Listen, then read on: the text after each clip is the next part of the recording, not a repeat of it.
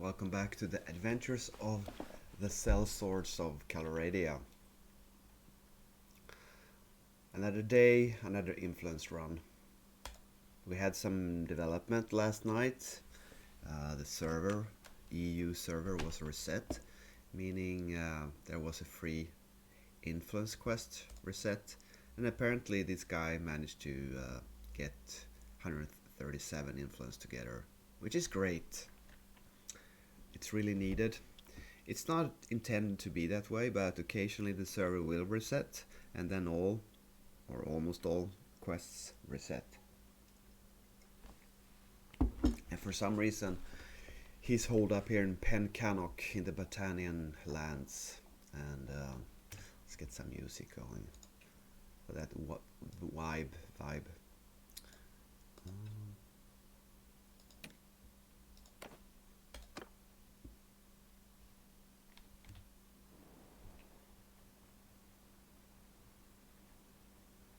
It says here I had to restart, but usually the music just pops into the game.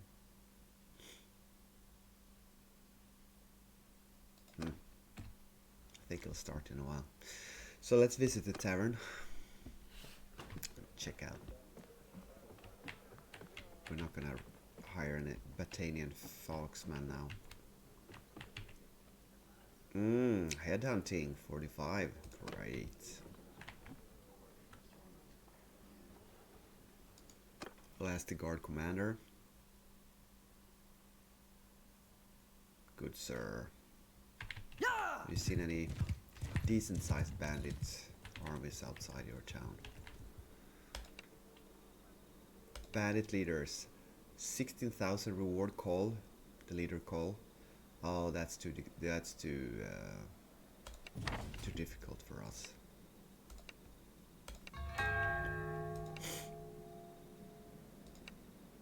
Oh, he doesn't want to give me any more missions. So that means we have asked guard commanders around in the land 5 times during the last 12 hours, meaning we have to wait. And there's no counter telling you when the 12 hours where you first asked for the first quest began. So I have no idea when I can get new bandit leader quests. But since it should be pretty soon, a couple of hours. Okay, that's a shame. Well, we have to make a decision whether we should head east or west, or actually south. I think we'll head... We want to end up our trip around Kuyas. So if we visit... I think we'll take it the other way around. Or am I thinking the wrong way here now? I want to finish up all these.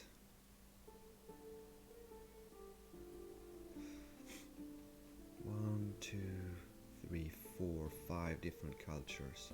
Yeah, let's head east. I might be wrong that this is the best way to do it. Let's head to Marunaf. I should learn if I could trade. Well, then I'll be even slower. No, I wouldn't. Would I? The wood town of Abcomer has now... Someone's posted 150 gold for wood. And the next is 100. I don't understand this price setting. I think I commented on that before. Either they want to lure beginners to this area, so it's an incitement for people to move. I mean, if you're heavily invested in playing in one area and it's empty, I guess that might be a good idea to invest some money. Oh, by the way, we start with 73,000 gold. So let's keep an eye on that and see how much we finish up with. We have a bunch of infantry to upgrade, 19, but only 4 archers. So don't let anyone fool you and tell you that they level up at the same rate, infantry and ranged. They don't. Oh, I like my morning coffee voice. I should use this streaming all the time. Wait, what am I doing here? Oh, right, these are random looters. Sorry. I'm all over the place.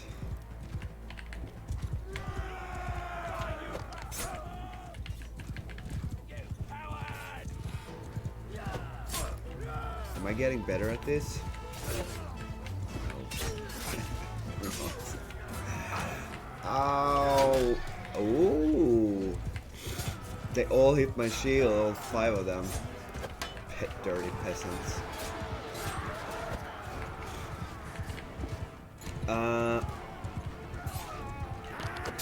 I'd say this army is rather decent now. Like obviously it's not... I have nothing better than tier 3 troops. I almost never do, but...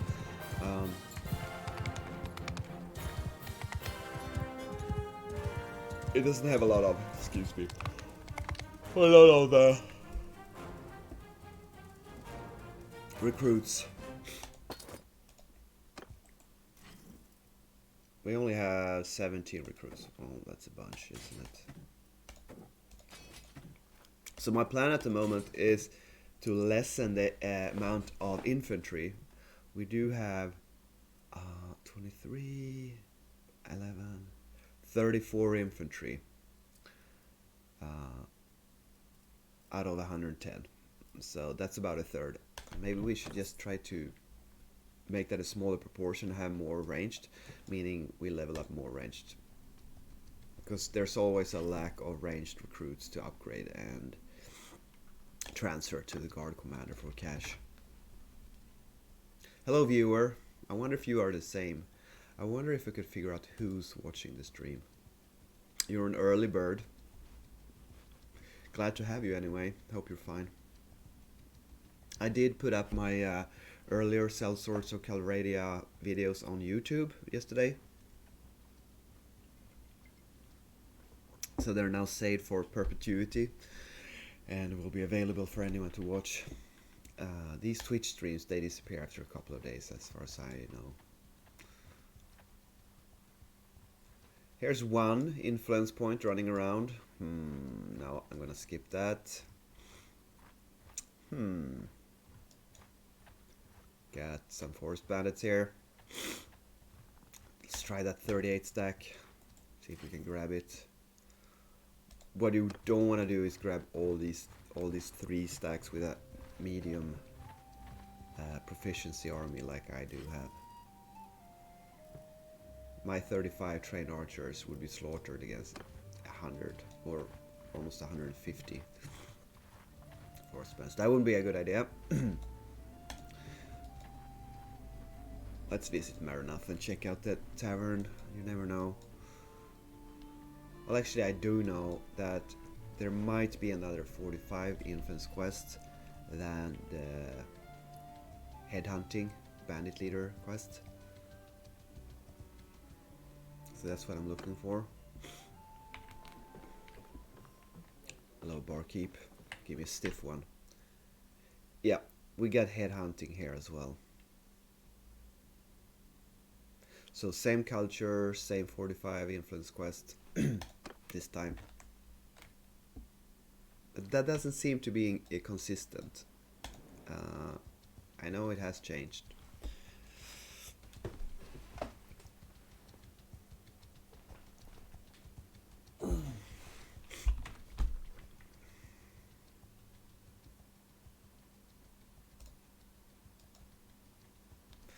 Someone's selling excellent armor for 250k.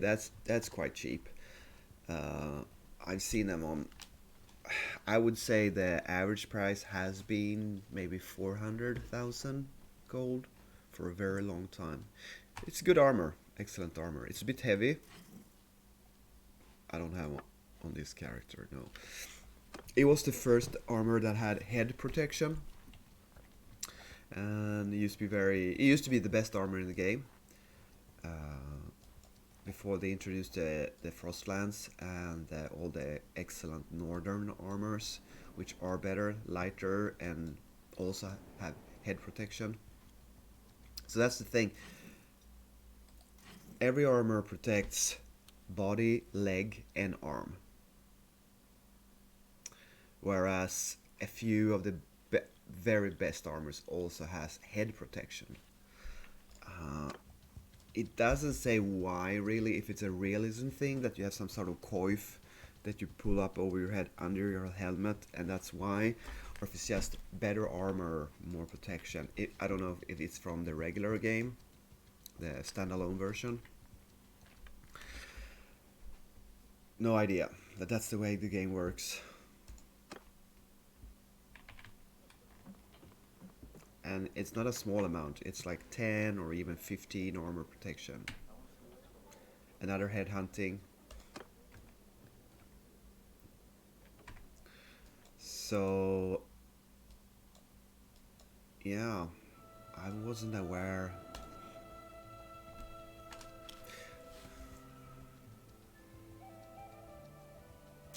I don't know if I should buy this excellent armor for 250,000. Not on this character, I don't have enough cash on him.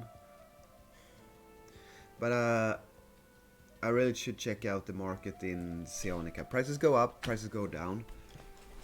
Mostly the price is fair. It's supply and demand. So if enough people are playing and are killing the NPCs that drop this particular armor, that maybe there's more of them around. I don't know. But it's a good price.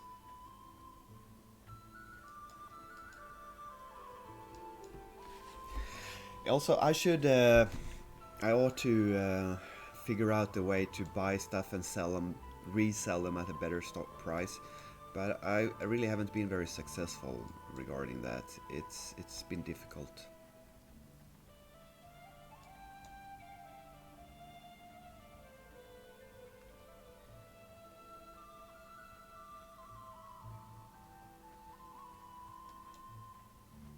Takes a lot of time and effort to play the market like that. Learn prices. Yeah. Whoa! So we get 2 looter armies. I think this might be a double stack. That 40 and that 30 stack. On the other hand, this looks like just one single stack. Alright, that's good.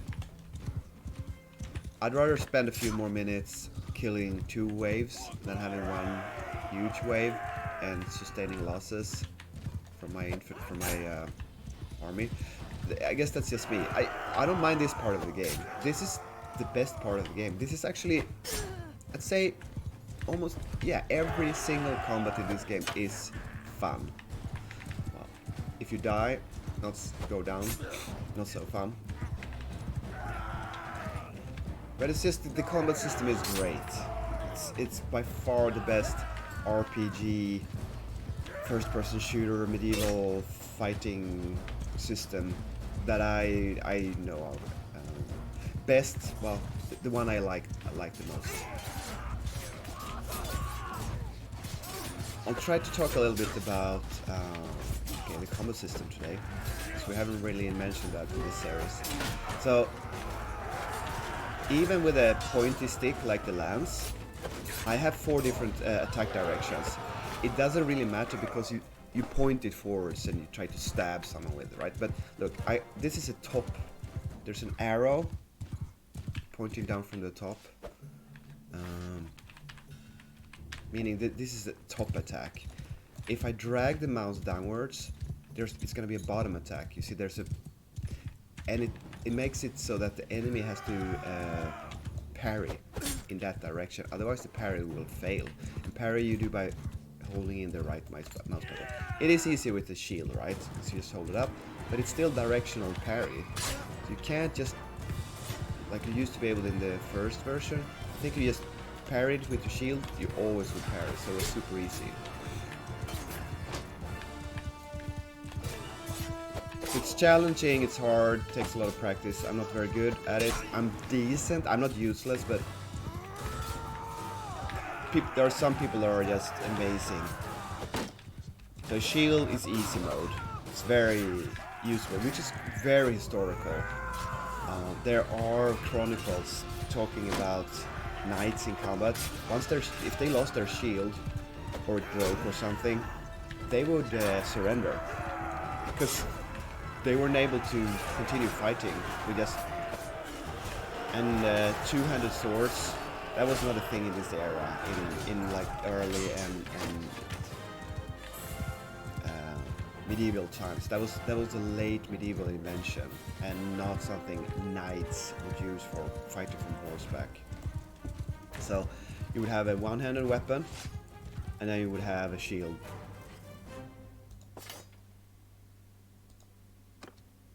So it's quite historical that you. Sorry, I forgot where I am. Let's go to Epicratia. That you'll be using a shield, but you can use and parry with a two-handed weapon.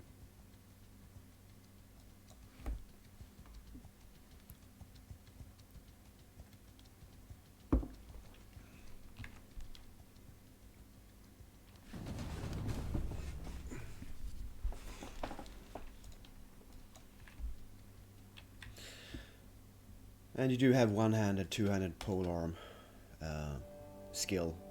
I suppose you get increased speed and a bit of damage, like the speed you attack, or maybe parry as well. And different weapons obviously have speed as well. So for example, this light lance, it has a speed of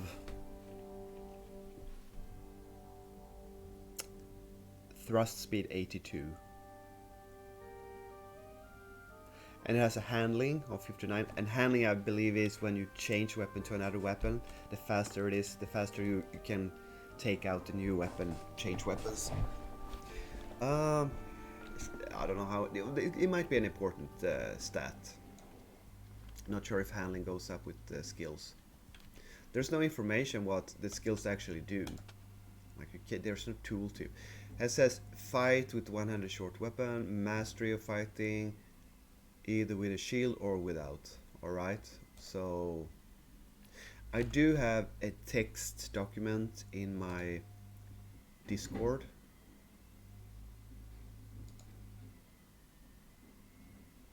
But whether that's true or not, I don't know. It's just a guy in chat. So he's saying that one-handed you get speed and damage per level.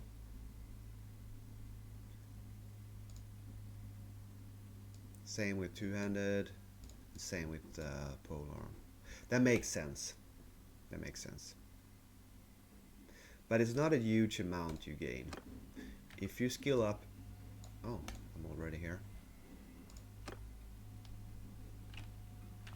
According to this this post, equipment 45. That's very easy. That's great. Perfect.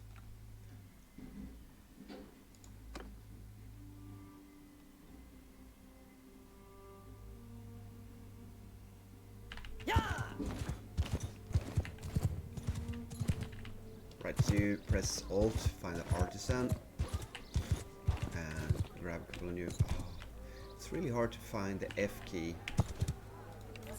Fill up the army with recruits. Do you have a task? Yes. 45 influence, perfect. We have 117 inventory, so we can skip selling and taking the quests until we get our inventory filled up with stuff. I'm gonna be a bit more efficient and save time here. Go! Grab a few more recruits.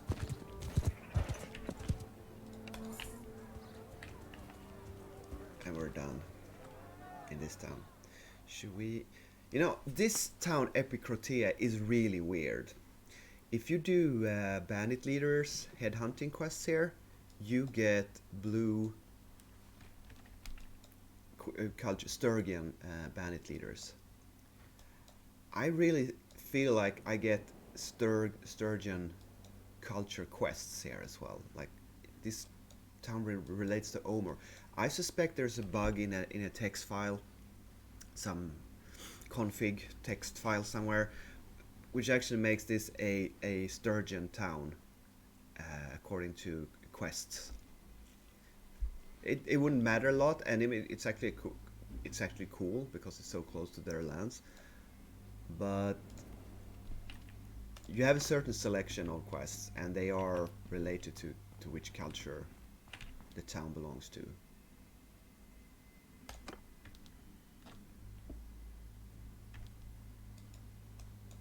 So let's pop up here and check their tavern for quests. Okay, so the maximum skill in the mod is 200. So for example, two-handed I have 100, so I'm halfway there. And it's not halfway because the last 100 obviously takes a lot more experience points to level up each skill point. So I'd say this takes 2 or 3 or even 4 times as long, the last.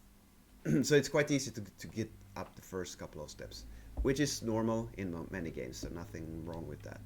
But anyway, what I wanted to say was that even if you max out your skill, which is many hours, I couldn't tell you how many, but you'd have to play a lot, and you'll get, with one-handed, you get 14% speed. 14% compared to a total beginner just starting the game, and you have a guy that's been playing for many weeks or months. 14%, I'd say it's not a huge difference. It's great. It's worthwhile. Of course, you should level your skills, but it's not like 100% or 1,000% faster. So, a total beginner would stand a reasonable chance of defeating even the best veteran ever. On the other hand, a 200 skill, you get 30% damage bonus. Okay, that's quite a lot. 30%. But it's not 100%. It's not 200%. It's not World of Warcraft level 1 weapon, which makes 1 damage, and a level 100 weapon, which makes 10,000 damage. Even the most proficient veteran, skill-wise, weapon-wise, stand a small chance losing to an NPC or a new beginner player. I like that. It's a balanced game. It's about skill, player skill. It's not about stats. It's not about weapons entirely. Sure, it affects a whole lot. It does. It makes a huge difference. But still, so two-handed weapons, if you max out, you'll gain 12% speed, so less than one-handed, and 32% damage, a little bit more damage. Polearm, also the same, 12% speed. Oh, but the damage bonus of polearm is only 14%. That's half of one and two-handed bonus for leveling up. I suppose polearms, they have a very high base damage as is, and many of them will get the horse speed damage bonus added to them as well, so they figure. It says, according to the actual measurement, after the skill proficiency reaches 200, there is no direct cancellation of the front rocking and back rocking settings according to the proficiency level, whether it's riding or walking. The only way to shorten the front swing is to slash back and forth from left and right. I don't understand that.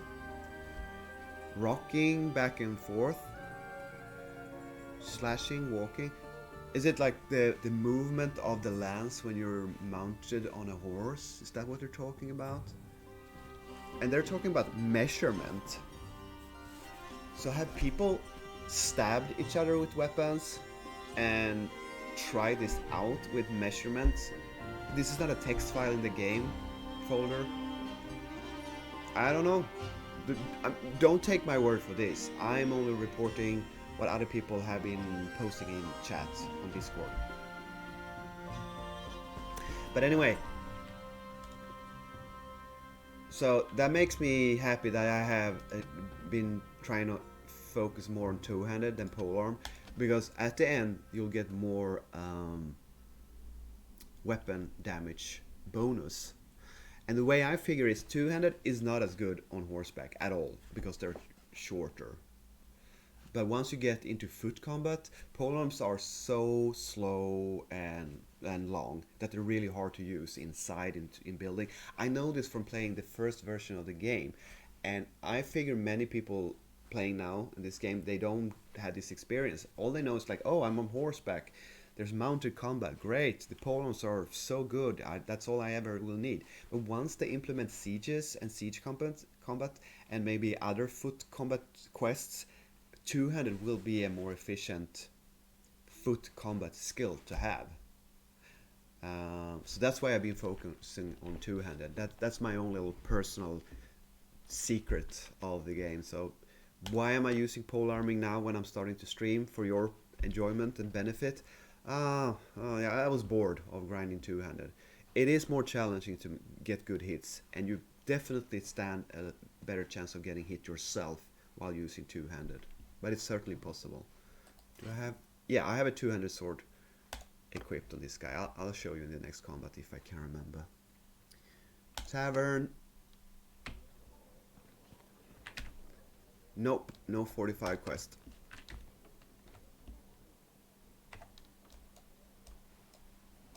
Yeah, and also polearm is fun to level up, whereas the other, since yeah, so I don't mind.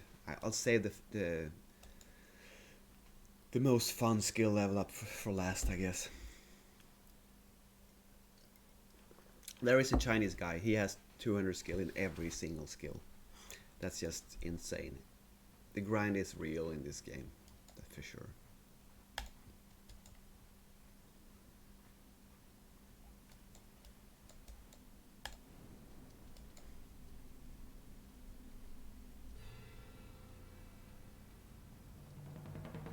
But when you use a polearm or a two-handed weapon, obviously you won't have a shield available. Which means that if you have a directional attack coming towards you, it can come from 4 different directions: overhead, underneath, left or right. So you have to watch your opponent which way he swings towards you, and then you will have to block accordingly towards that direction, and there's only 4 of them available. There is another medieval game where you have, I think, 7 different directions, and that's just too much. That would be impossible to me to learn. It's extremely hard in real time to see, oh, he's gonna attack me from the right, and that means I will have to pull my mouse out to the left and make a left parry. And after, if the parry is successful, you have a short period where the opponent is, I wouldn't call it stunned, but he's delayed in making his next attack. So you have a chance to make a counter attack right after that. But it all comes down to weapon skill and speed of weapon and length of weapon and terrain. Very tactical, very realistic for a computer game. It's not a simulation per se, but this is so much more realistic than, I'd say, any other computer game that I played. Mordau, Chivalry. What the hell is that game called? Where you're in Bohemia in the 13th century. I can't remember. My memory wanders.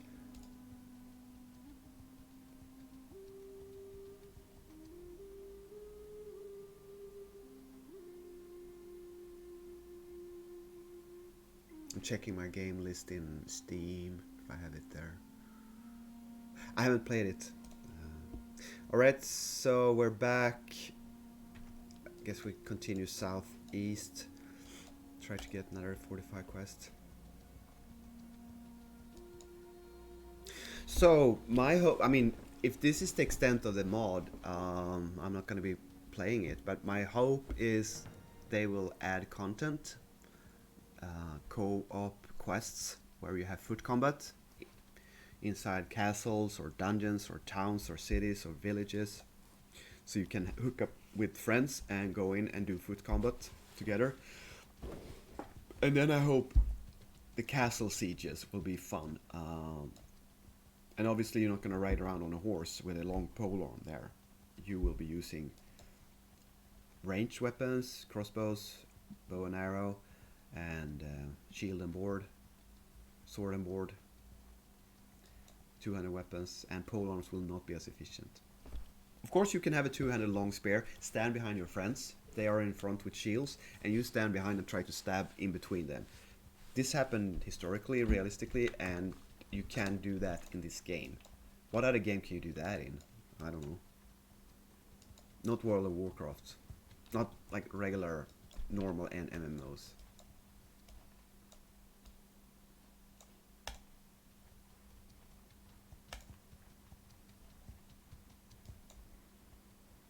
Okay, let's do some two-handed. Mix it up a bit. You have to position your horse a lot closer to the enemy you're about to strike. This sword is crazy long. 133 length. Yep, 133 length. So it's crazy long for a two-handed weapon, which makes it a lot easier. Still, how long is the lance? Not only is the lance longer, it's like 2 meters, 194. Yeah.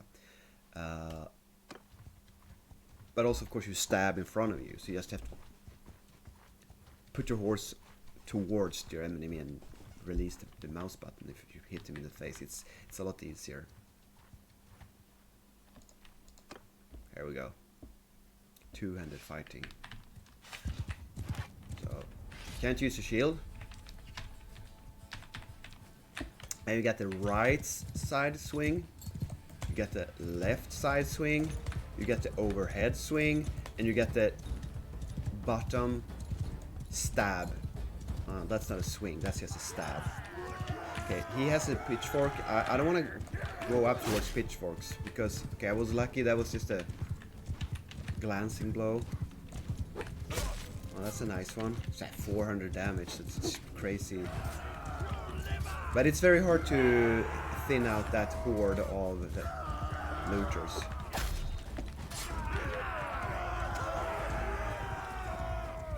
But imagine this sword was almost twice as long. You know, I could just swoop in here and chop these peasants with the polearm. Whereas with a sword, I guess I enjoy the challenge. If I can do this with a sword, it will be easier later with a polearm. I did buy a War Racer, which is one of those very long, but I lent it to a clan mate, so I don't have one. Lots of red. I don't know what's going on. I actually kind of had to look downwards into the ground to hit them, like swoop right next to the horse like that, and you hit them. But it is hard. I'm not saying it's impossible. Okay, let me rephrase that. It's harder than using a polearm.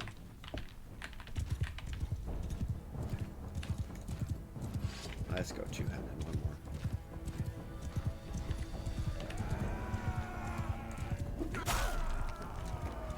So I hit him and he gave me a good hit. And the speed, this is a very slow sword, obviously, slow weapons. So are all polearms. But it doesn't matter on a horse because, I mean, you do one swing and then you take your time, and you do one swing, you take your time. So speed is not important, but in foot combat, when you duel someone, Jesus, I'm bad at this now. I have another timing. It is, as you can tell, it is hard. You miss a lot of swings because of the factor of, do I want to take a hit to the face? I can only take so many hits. Okay, I don't like that pitchfork, so I'm gonna go for the super hard with all the misses. But it's fun. I enjoy fighting from horseback. Yeah, and the height of the horse, the mount, matters too. If you fight from a larger horse, you get more protection.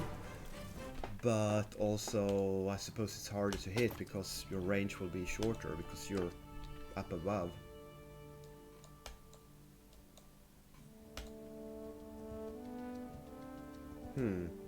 Right. Do some upgrades.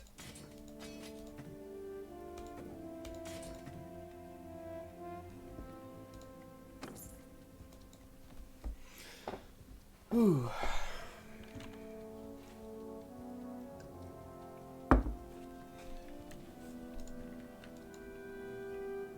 "19 wounded, that's a lot. That was Yeah, I guess I didn't help the team as much as I usually do, and they got up to the front line and managed to inflict a lot of casualties.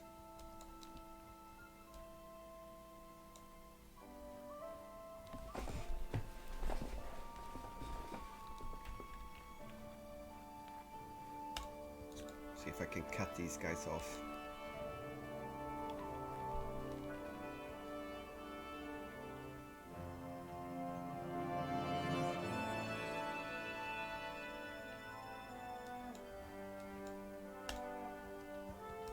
Here's a 42 stack. That's gonna be perfect to run them down. I think we're going back to polearm. Unless someone asks me to demonstrate one or the other weapon skill set. I think I said this earlier that the reason I changed over to a shield and a polearm is because this crazy solo player clan dude declared war on me, and in case I was gonna end up in PvP, you need to have a shield and a polearm lance. So I'm keeping a PvP setup, I guess, and now I'm quite enjoying it, having fun using the lance. But I should get a better lance than the light lance, because why not? I think it's the first. It's the worst lance there is in the game.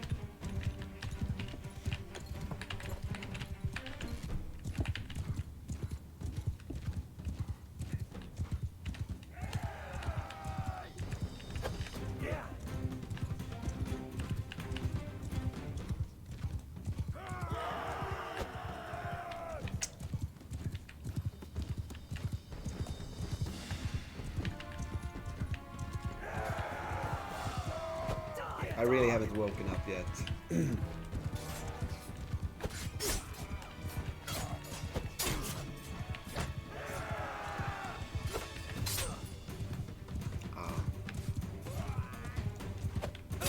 I suppose this is a little bit faster and more maneuverable, this lance, than the heavier ones, but it does less damage. So in a way, maybe it's easier, slightly easier to use.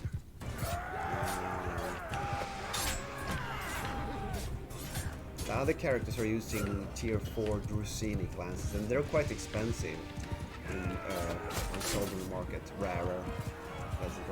That does more damage. Maybe this is a little bit easier to use. It's a bit faster.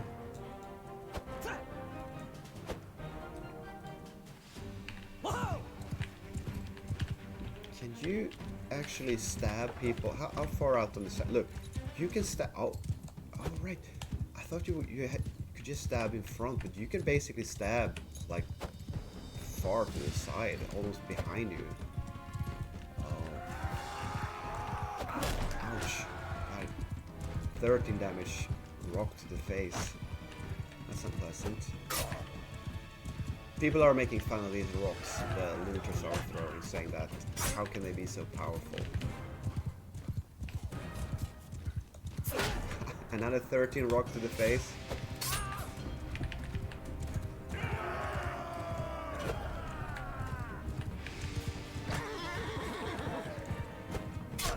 Now, I have never been attacked by a guy on a horse with a lance, but I couldn't pull off. I don't think I could pull off that maneuver, just throwing myself from one side to the other, change direction like these guys are doing.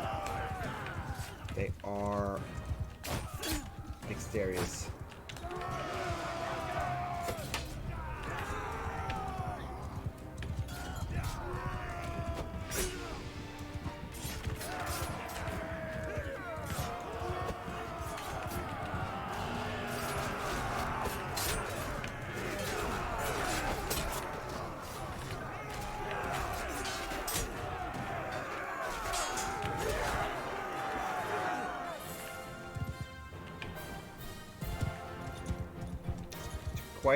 Quite a beating this battle.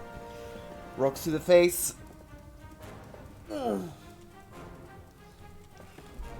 Yeah, that's headshots obviously does a lot more damage, so that's why you want one of those armors with extra head protection, and I don't wear one currently.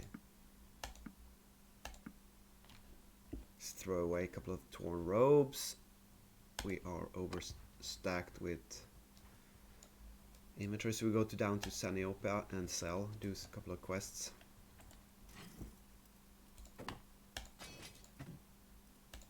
Sell some troops. Oh, I want to grab him. Yeah, let's do that.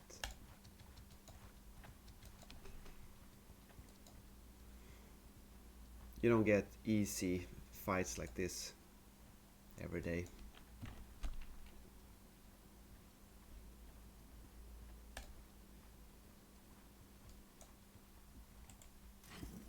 We're down to 103 troops, so we haven't really lost. I think we started with 105, so we only lost 2 guys permanently today.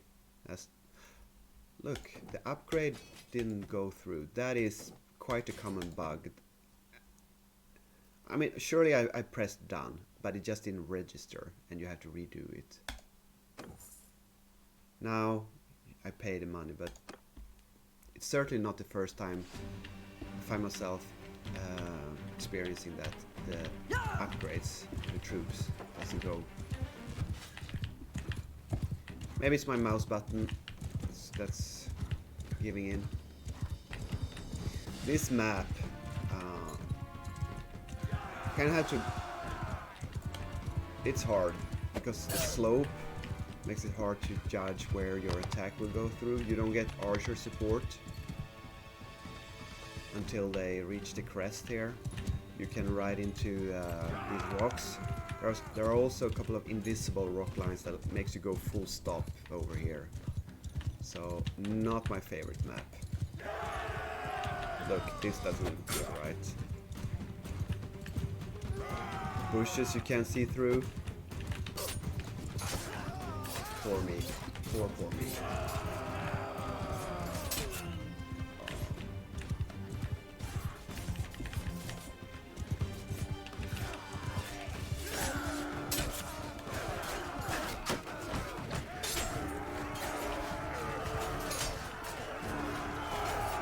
Throw some harpoons. Ouch. There was a little bit of red there. We had two permanent deaths, a recruit and a trained infantryman. That's a bit unlucky. 2 wounded and 2 permanently dead. It's supposed to be 1 out of 4 or so around.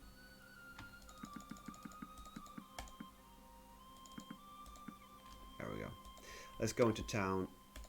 I think torn ropes is the cheapest item to throw away. So when I get overstacked, I just leave them on the ground.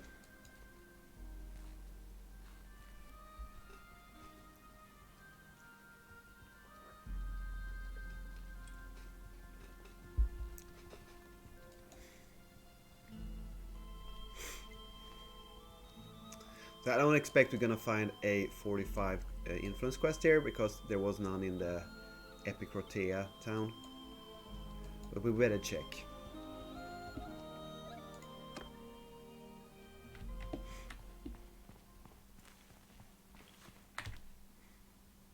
There's a bandit oppressor, but we can't do that. It's a group quest. So let's go to the merchants in town. The guard commander, sell some troops. Start with that. And again, he has 3 quests every 10 minutes. You're not gonna sell Imperial infantrymen, but you still have to take the quest and refuse it, so that you open up the next one in the line. 2 Imperial veteran infantrymen for 10,000, definitely. And all I do now is I upgrade to my 24 available ones. 1, 2. That way I don't pay upkeep until for the higher tier of troops. About the job you gave me, I did what you asked me. Gold, 10,000. And the last quest, 5 Imperial Veteran Infantrymen. But he's only paying 15,000. That's 3,000 per soldier. Right. On the other hand, I have so many of them. It's not a good price. You want 4 or 5,000. But I have so many stacked up. 22. So I'm going to I'm gonna do it. He's got himself a bargain. That was the last one, right? Yeah. So now I would have to wait 10 minutes or so. I don't know why I'm saying 10 minutes. That is just my estimation. No one never told me. No one ever... There's no counter. There's no text file. That is just based on my... It might as well be 5 minutes or 15. Don't take my word for that. It's not an hour. It's not 2 minutes.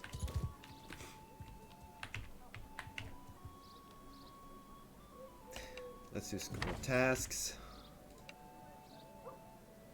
Okay, so sometimes he asked for an item like a falchion sword or what else? Some expensive item that might sell for almost 1,000, and he will only give you a few hundred along with a couple of items and that quite expensive item. So you know, you might be better off checking what items he's demanding, and if it's one of the more expensive peasant items, you might not want to accept it even though you can. Me personally, I have such a huge amount of loot that I rather rest my mind and don't focus on it, and just if I can turn in a quest, I'm just gonna do it. I'm not gonna spend time and effort and energy. So that's my policy. But if you're just starting out, I would probably go through every item and check the items it's asking for. Like hatchet and leather shoes, who cares? That is super. No one cares about those items. Pitchfork, torn rope, pickaxe, fine. Just give him that. Small spurred axe. I think you could sell a small spurred axe for a bit. I mean, definitely more than 400. You could sell it in the market if you want to take the effort, if you want to pay for the trader's license, if you want to bring it to Sionica, if you want to put it up on the market, you could sell the small spurred axe for more than 400. But convenience, right? Just get rid of it. It's more than what you get for just selling it as an unwanted item directly to the artisan here. So there's a bunch of tiny small balance issues going on here. Like, it's not always better to complete the quest, I suppose, economically. If you're watching this in the future on YouTube, please let me know, do you throw all your peasant clothes away? Do you feel this is a waste of time? Because what you get is such small amounts? Or is it worth the 2-3 minutes you spend selling off items like I do? Oh, I a wooden share. Cool. I mean, after all, I got 3,000 gold. Is that a lot? No, it's not, but it doesn't take that long to do it, and I don't mind so much. I mean, you have to try to experience these influence runs that I do. It's adventuring, it's laid back gaming, it's not high intensity. It's just have your morning coffee, stream a bit, talk about the game. I find this type of gameplay quite relaxing and enjoyable, meditative. It's almost like meditation. And in that perspective, I don't have to min-max. Although I am curious, what is the best way? Okay. So, tavern, guard commander selling troops, selling items to artisan. I think we're done here. We almost refilled our... Why didn't I forgot to upgrade.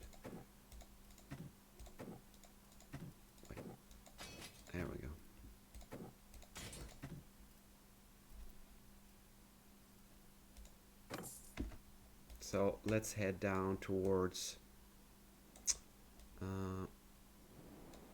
yeah, we want to go to Lycaron, I suppose. Check out the is it West Southern Empire taverns.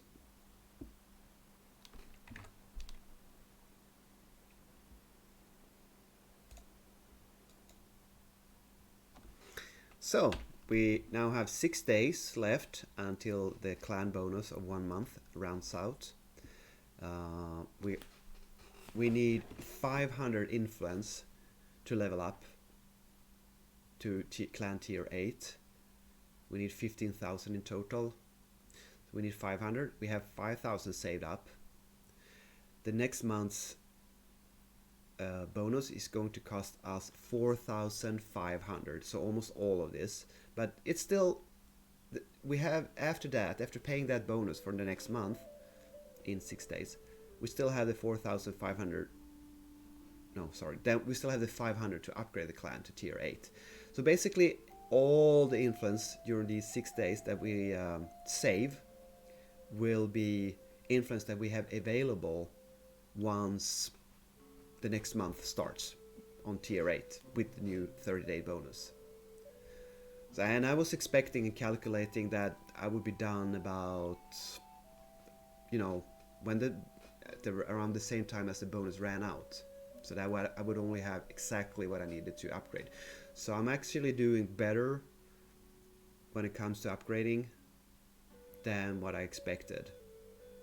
Always a nice surprise when you're being more efficient than what you believed you would be able to be. Don't quite know. Maybe there's been more server restarts, double influence, more days than I thought there would be or calculated with. Maybe I don't think my clan mates have contributed a lot of. As I said, almost all of these guys are entirely inactive. There's one or two that played a little bit. I think one of them.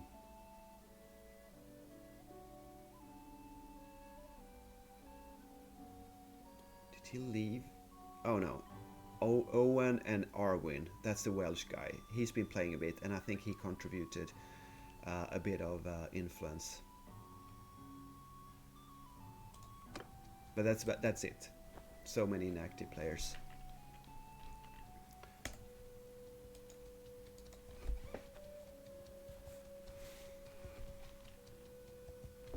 Okay, so anyway, and again, I am repeating myself from earlier episodes, but you might not have watched them all. Then on the next clan tier 8, I predict that you will be able to save up more than 9,000 influence in total, because you need 10,000 saved up to purchase and build and acquire the second clan hall. And obviously that's my main long-term goal, to have a second clan hall in Zionica, so I don't have to take the detour down to QS every time I deposit and donate influence to Boris, the clan assistant. And you will be able to put in furniture, upgrade it with wood from Alsasos, put in chests, and have unlimited storage in Zionica, where the main market is. It will be a convenience that is amazing compared to having Kuyas. It was a big mistake to put the clan hall in Kuyas, but at that time I didn't have the information to make an informed decision regarding that, so I just had to live with it. I'm trying to not be bitter about it, although I am a little bit. Because the developers promised that you would be able to move your clan hall, and instead they allowed you to build a second one. But not all clans, only clans that can save up 10,000 influence. That's a huge amount just to grind. And second of all, I realized that no, I'm not even able to. Even if I was willing to, I couldn't, because my clan tier is not low enough. You need to be more than clan tier 7. I hope 8. Anyway, that's where we're at. It gives us something to do. It gives us a quest within the game, a long term, many weeks, months, and I guess that's a good thing in a way.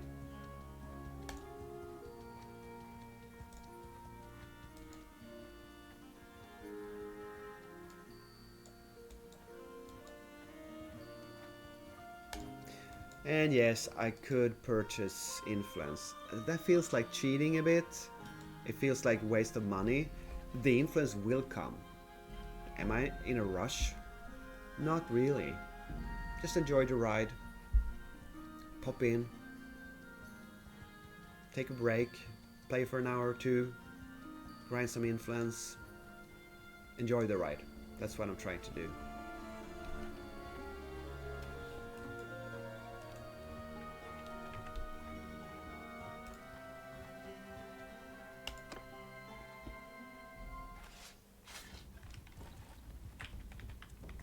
We have nighttime, and I understand it that my archers are going to be less efficient during nighttime. They don't shoot so well. So you might consider that if it's a close combat and you're heavily relying on ranged troops, you might not want to fight at night. In this situation, it shouldn't be a problem, but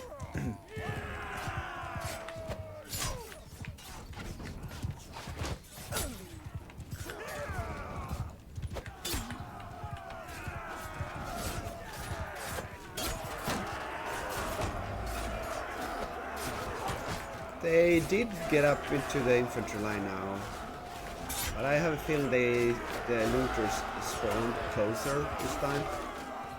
Ah, sneaky.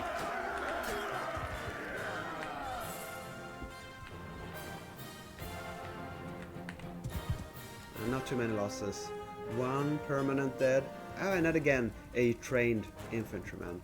Why is it always the highest tier troops that are permanently dead? There are complaints about that. That really, why is it always the high tier troops, the most expensive troops, that you put the most effort and time and XP and money into that dies? Well, I heard that the AI, the looters, they are scripted to focus on higher tier troops, but that doesn't mean they should die permanently. That should be a decision, a random chance of that happening after the battle. But it just feels like they die and disappear. Maybe it's a money sink dev issue. I don't know, but it's weird.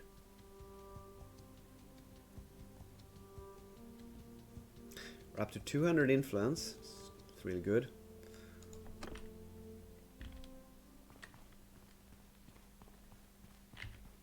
And we got Echo War 45. That is great. Echo War is the barman bandit hideout business work to do. Oh, because I have another one from Pen Cannock, and that means I can't take a new one. I have to cancel this one, and he'll give me a new one. And they run from, I'd say, 8,000 to 2,500. So this is really good money one. I should really be accepting the money and take another one with less money as the influence reward quests. We're not gonna bother about that situation right now because we're not focusing on that specifically.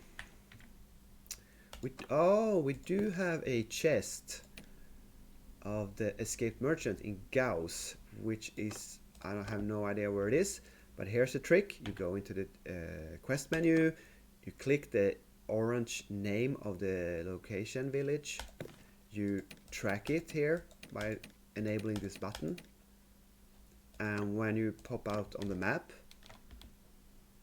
and scroll out, you will find Gauss right here. So we might actually just pop up there and check the chest and check out. Obviously we should have headed down to Gauss from Saniopea here. I don't know if it's worth it. Okay, so we need to find the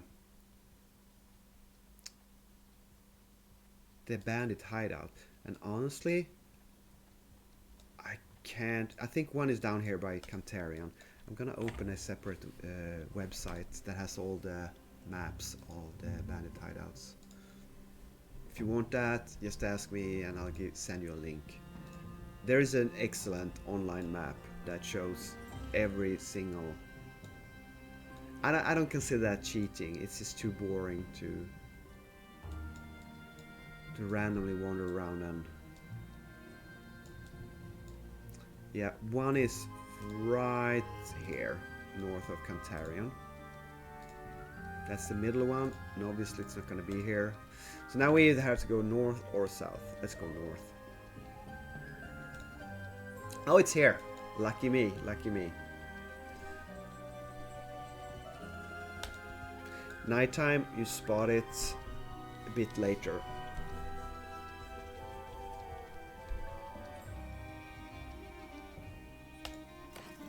I'll bring my 4 best archers with me and 2 reliable veteran, hardy, trusted fighters. Well, you know what, actually, I'm not going to bring trained infantrymen. I'm going to bring regular infantrymen so they can level up. Yeah, they get a tiny bit of experience in these combats. No, it's not really a lot, but why not? Why make bad decisions when you can make good ones?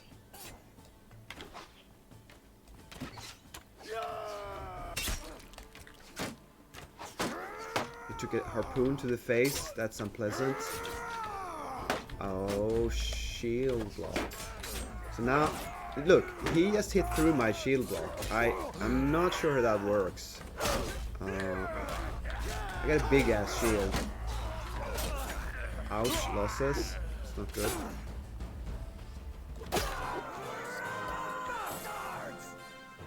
An offensive range archer. Pull ahead of the infantry and got that last kill. Yeah, the shield blocking. I need to Google that and check it out, because there's so often that the AI just strikes me right through the shield block, and yeah, it's directional, but I often feel like, yeah, I am angling the shield towards his incoming strike, and yet I get a hit. I don't know if it's blunt weapons that specializes in this. But I've taken enough looter mace hits to the face in hideouts to know there's something weird going on. It could be a bit of latency issue, that what I actually see on the screen is not what's happening on the game server. Don't know.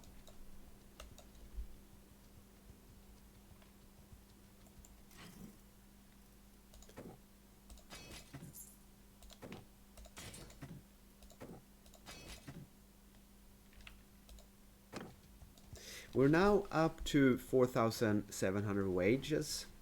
It's quite expensive, starting to get quite expensive.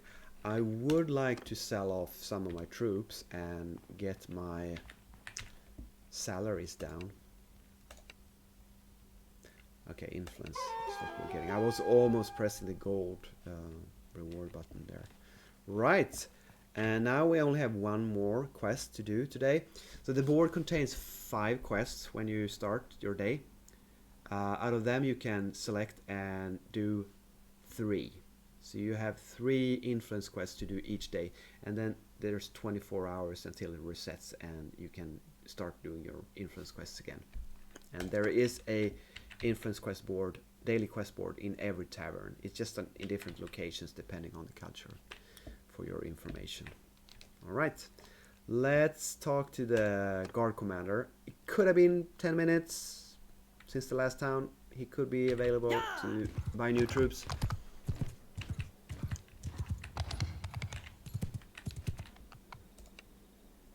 Yep, that's not a good one. That's not a good one. And the last, no, that's a really bad one. So, well, we could pick up a few recruits. You have to say, I mean, this land, so many people, peasant lads, are willing to go with some random mercenary captain and fight for. It's just the way it is. The lands of Calradia are worn torn with strife. Okay, okay, so either I go up here. How long have we been playing today? An hour?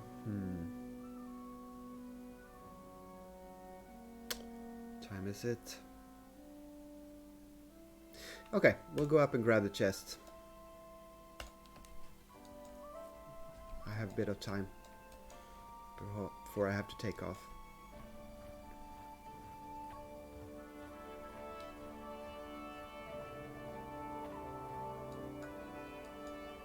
I guess we should visit Fikayon and see if we have a quest there. I doubt it,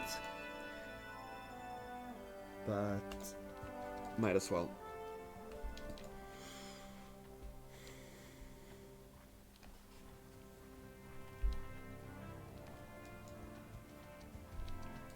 Now, I do agree, or I do think it could be a bit more exciting moving around on the map.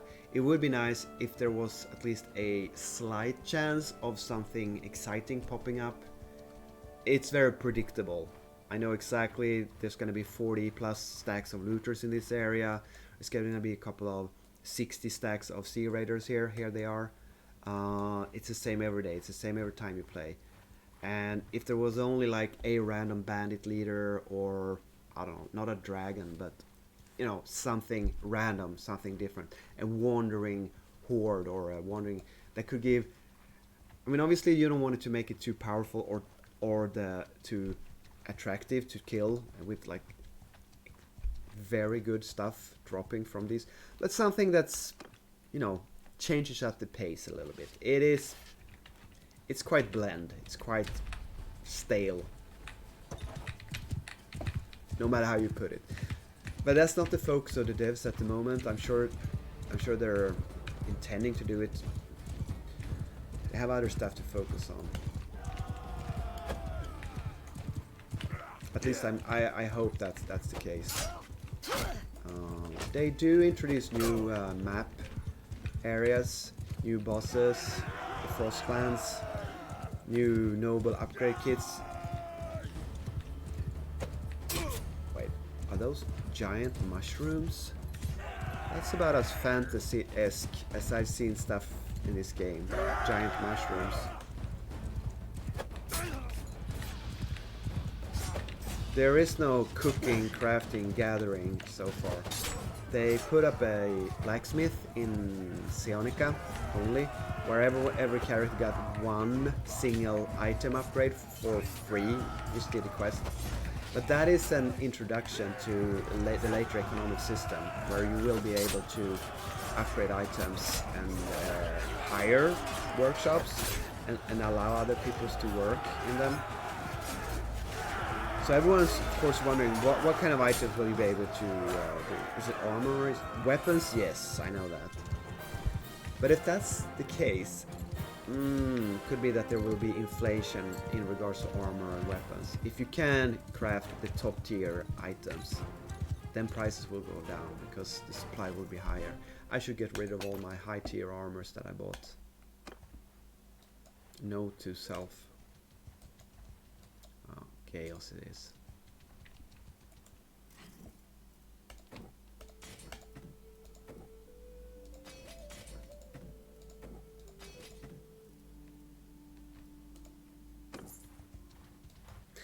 Wow, this would be a tough fight. I mean, if you want to do something fun, get 5 friends together and just pull all these guys and fight them in a long, huge battle.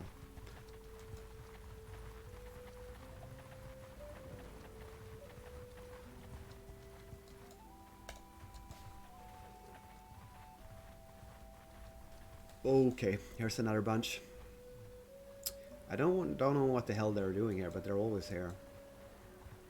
And of course, since we have more than 60 troops, they will all run away from me and I'm perfectly safe. This guy, however, Ruakan, if he gets 3 wounded troops, he will be jumped by these guys. Or pursued. He's gonna be faster than they are, so it's really not... And he can always pay them off. Wait! We're going Chaos. Gauss.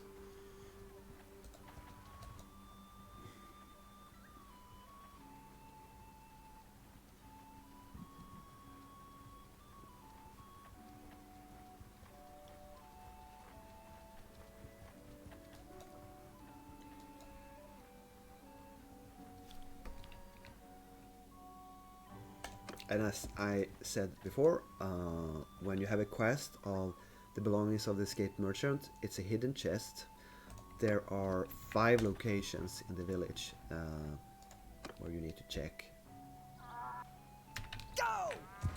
Since I have shown the chest locations on the other side of the bridge by the houses, I'll show the mountain pass one in previous videos, that is. Just take left from your starting location, go up here on the trees, and right about here there should be a chest, but it's not this time. Whoa! So the next chest location is in the outskirts of the village, around this the largest house, this wall right here, but it's not there this time. For some reason I think this is a church. I guess it's this chapel looking out building. Third location is right, is it here or is it the next one? I think it's this wall, or maybe this wall. I should be up here. So check for this tower, this square tower right here. That's the third location. It's not here. So it will be on the other side of the river, across the bridge. There are 3 houses over there, but there's 2 chest locations. And if my instructions aren't to your liking, there is a short 3-minute YouTube video online. Just Google and find it. That's the 4th location. So this time we were unlucky, and it just turned out on the last 5th small location. You have to get off your horse, look down into the ground, press F to dismount, open the chest. We found 3 step arrows. They are worthless. So quite often you get nothing for doing this quest. That's why it's not a favorite pastime of mine. If the chest is exactly in my route where I am going, I might pop in and do it, because it's quite quick when you know where the locations are. But going out of my way like I did this time and taking a couple of extra minutes to do them is worthwhile. It's annoying enough to do 9 worthless chest quests just to get that good drop on the 10th. Maybe it's worth it money-wise over time unit, per time unit, but it certainly is annoying enough that I don't want to do it.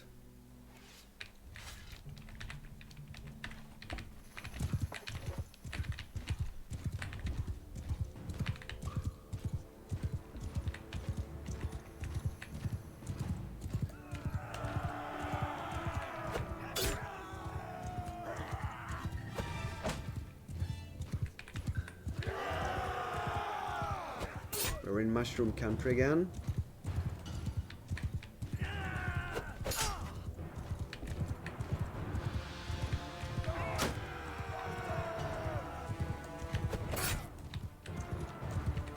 Come back. Oh. That's one brave looter.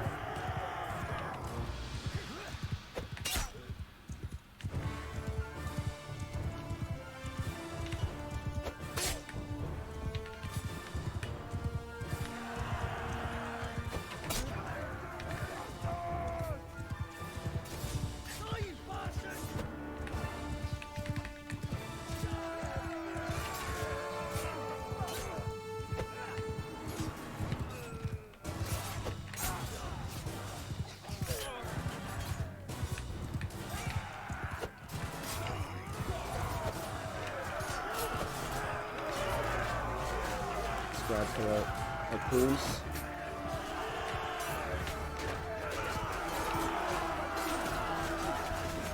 Three misses. It's annoying.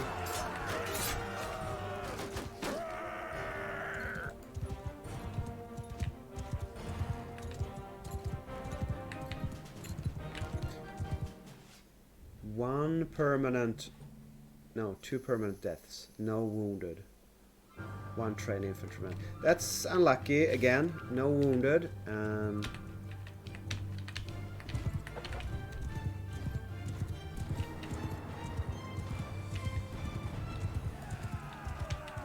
Well, it happens.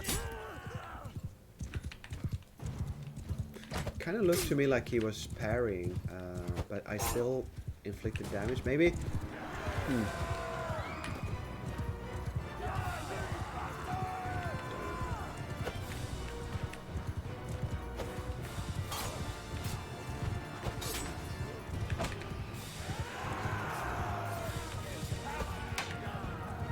That was a parry, for sure.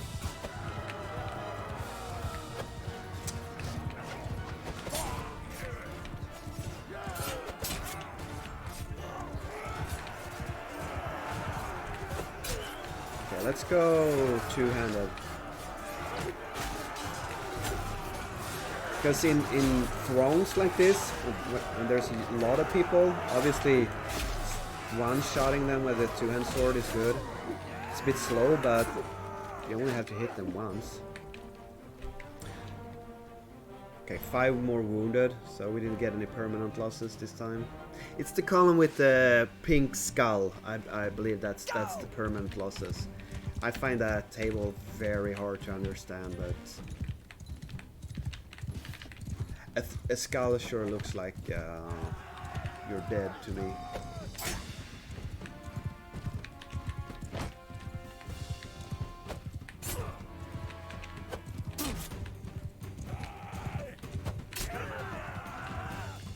Stabby stab.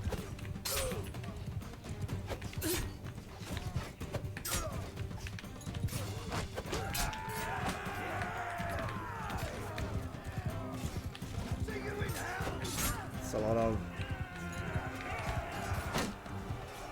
It seems like these looters on this map are always getting up in the face of the infantry line, whereas usually they barely reach the...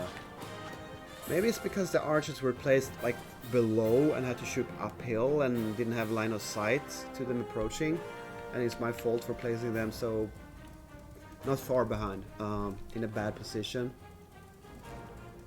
Don't know. Maybe they just spawn closer than normal. Okay, we got the chest. Got some looter, artisan loot. We're not missing our appointment. Upgrade.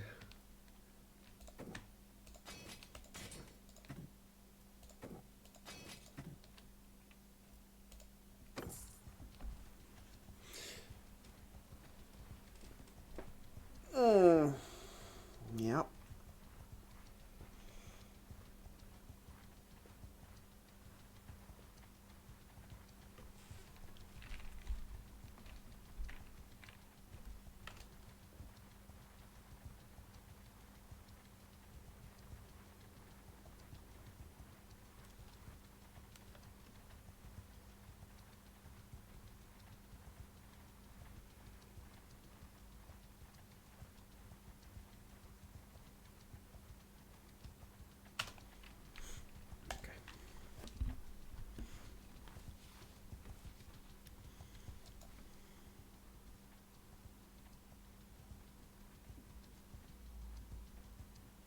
Okay, so this excursion to Picaron was kind of a waste of time.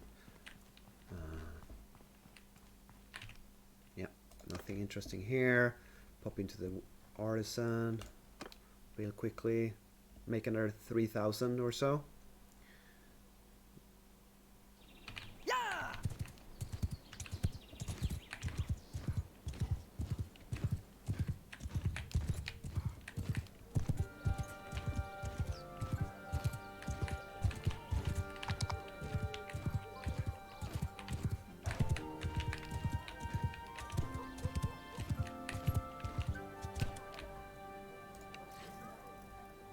He's not gonna have quests available. It's been less than an hour since I was there.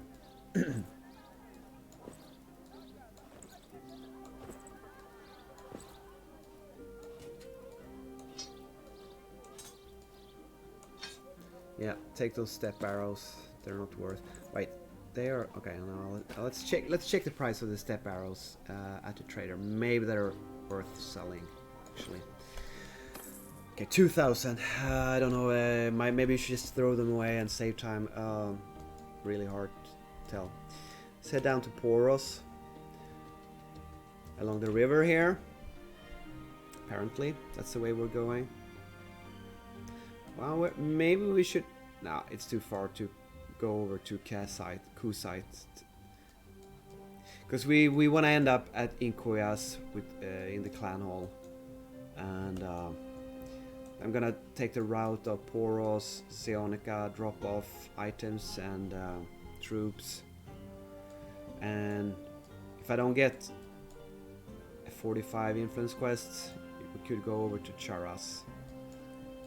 It's a walk. It's a walk.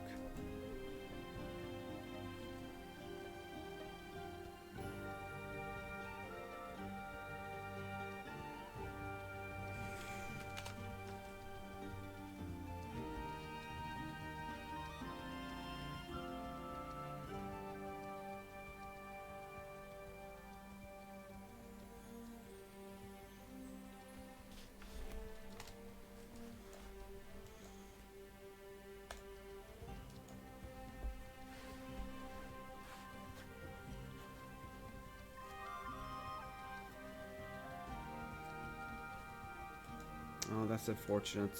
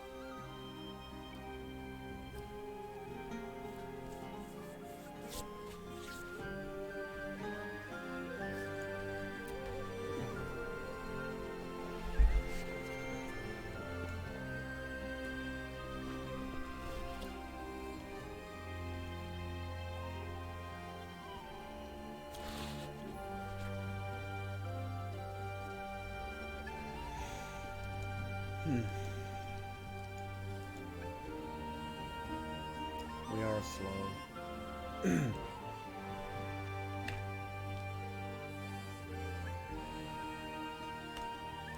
Let's grab this guy here.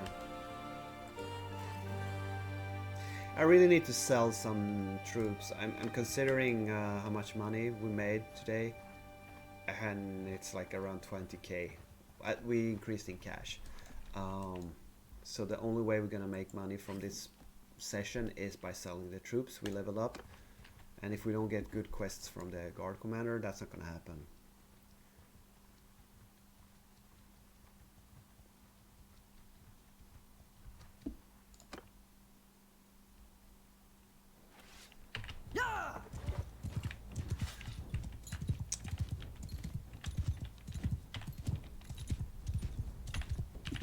Now, if someone wanted to tell me that, oh, you should be running with a really expensive army, high upkeep, good troops, and then you should just kill force bandits, and you will make a lot of money.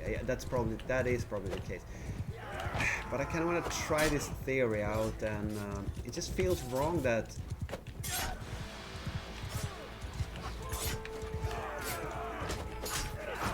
I want this strategy to work, but I'm really hesitant that it does.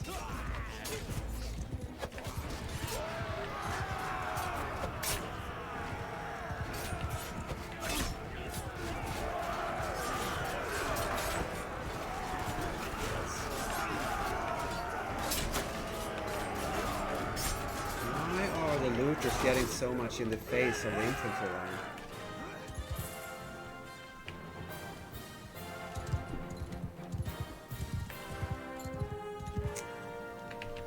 Maybe I have to be less picky with the guard commander quest that I choose.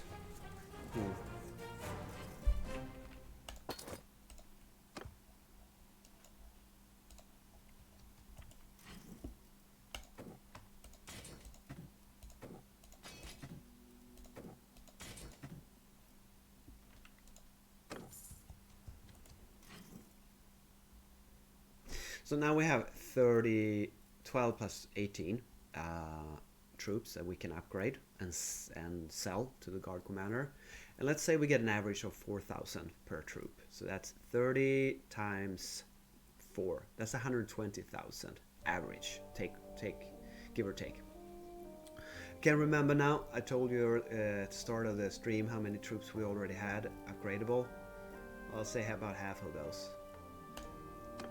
If we would, I mean, obviously, troops ready to sell are potential profits. So let's not whine too much about low profits.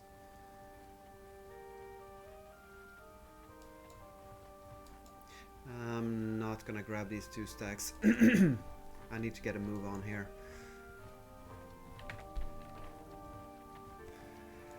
Hello Norvir, 22, 23. It's going great, thanks. How are you? Are you in the mod?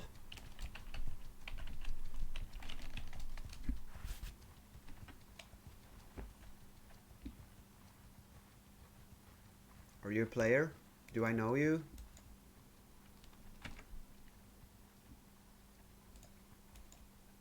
Nice to have you in the stream. Are you an influence grinder as well, like I am? Horrible pastime.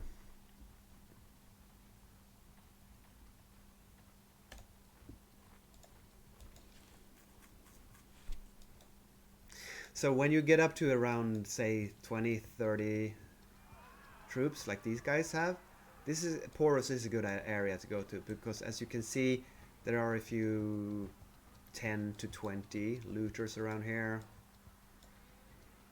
So this is like the second area of your next stage from Zionica, beginner area, Poros intermediate.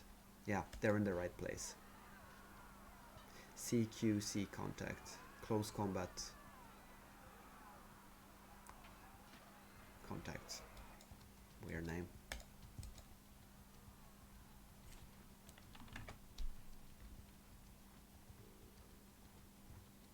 Norvir23. I don't recognize your nick handle from Discord, nor do I think you have a character in game called Norvir23. At least I haven't seen you in chat or on the map. Hope you're enjoying the stream anyway. Tavern. Okay, let's hope we can get that last influence quest going. I'm not gonna recruit that veteran infantryman. Nope, nothing here. Talk to the guard commander at the gate. Sell some troops.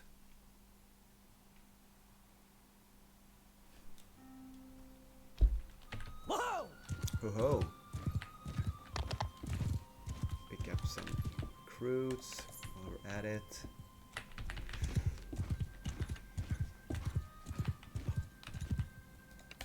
Go!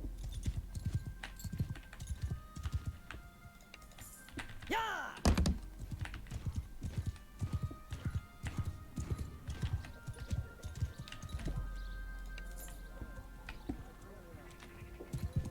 Let's hope we get a juicy contract here. He wants infantryman. Nope, that's not interesting. Crossbowman. I only want to pay 6,000. That's not a great deal. I don't want to get rid of him for that price. More infantryman. That was not a good offer. Alright, guess we have to head back to Zionica then, and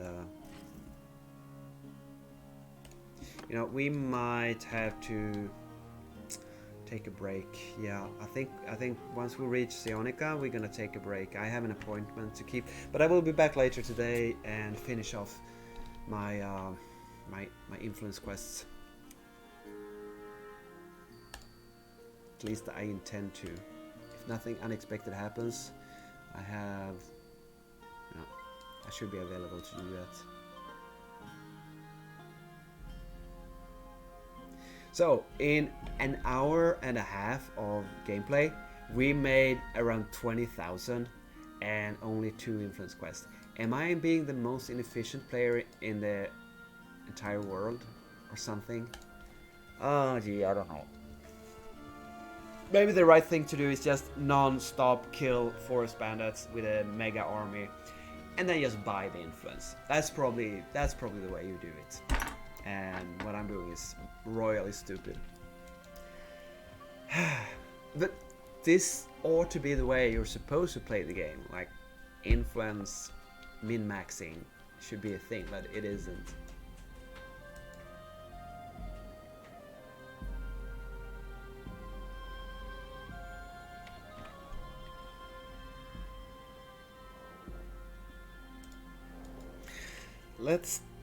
Let's check how many troops I have. Maybe I want to deposit some of these, upgrade them and deposit them in the town garage. That's not what the settlement troop deposit.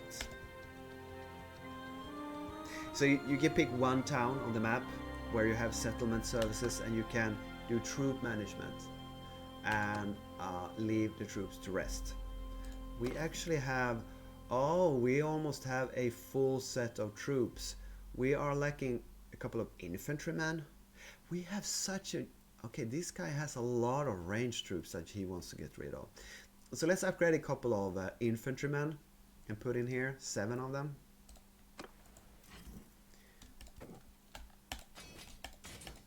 There we go. And now we're actually full. So I really need to sell troops in Zionica. And or pull them out and upgrade them to tier 5, the maximum tier, and sell them to other guys. But legionaries, imperial troops aren't very popular. I'm not going to get a good price for them. We can, well, we can visit the tavern. This is the first purple imperial culture town, so we might get a good quest. We got headhunting again, 45, right? So we need to ask the guard commander if, yeah, we'll need to be back later and do the guard commander headhunting quest, right? To get the last 45, because that was on cooldown when we checked earlier.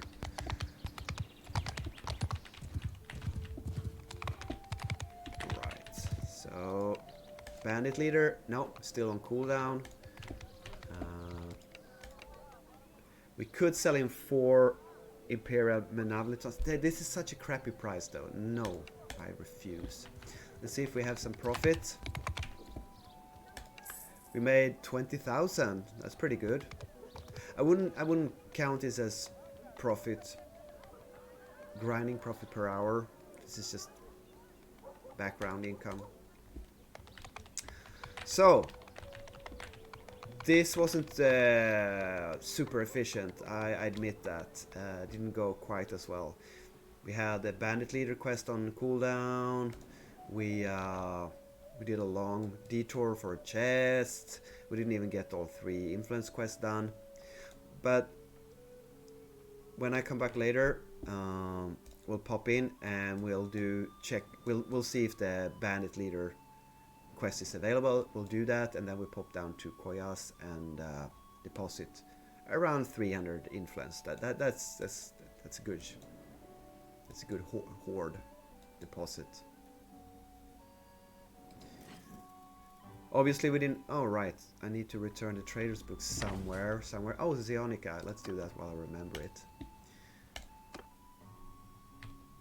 The thief was the one who sent us away for that chest, and now he's gonna give us 1600 gold. That's not amazing. He has another quest for us to help Andurn. It's a Battanian village, I believe. I don't think I want to go there, so this Surantur guy, he stands there on the chair all the time, staring, paying upkeep for his troops, doing nothing. Weirdo. Alright. Thanks for watching. I had a good morning. Good cup of coffee, nice stream. I had fun. I enjoy streaming, talking to myself and you, future watcher. So I hope you enjoyed it, and I hope I'll see you in the next one. Nice talking to you, Norver23. Drop me a line if you are in the game, and if you want some advice, help, kill some bandit leaders together. I'm always up for cooperation play. See you in the next one. Bye bye.